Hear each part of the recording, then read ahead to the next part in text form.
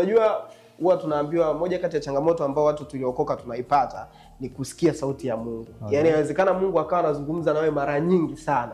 Lakini pengine haujasikia. Tumeona hata kwenye Biblia mtu ameongeleshwa mara ya kwanza hajaamini. Ya pili, yaani mpaka inatokea mara kadhaa ndo anajua yes, Mungu anaongea na mimi.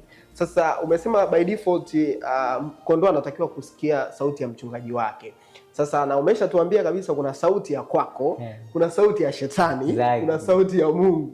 Unaweza kuwa unataka kufanya jambo fulani lakini mambo yanayokujia kichwani ni yote inawezekana ni mojawapo kati ya hayo matatu. Sasa kujua okay, hii hapa ni Mungu, yani huyu sio mimi, hii sio fikra zangu, huyu sio shetani, huyu ni Mungu. Okay, so it's so simple by the way. Mpaka nimefurahi. It's so simple to such a way that Mungu anatuongelesha kupitia Roho wake, Roho Mtakatifu. Na it's a conscious.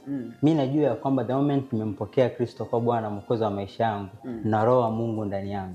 You see now. So kama na Roho wa Mungu ndani yangu kuna kitu mimi nasoma theology, kuna kitu anakiita doctrine of interpenetration ambao anasema kwamba we are joined together with God.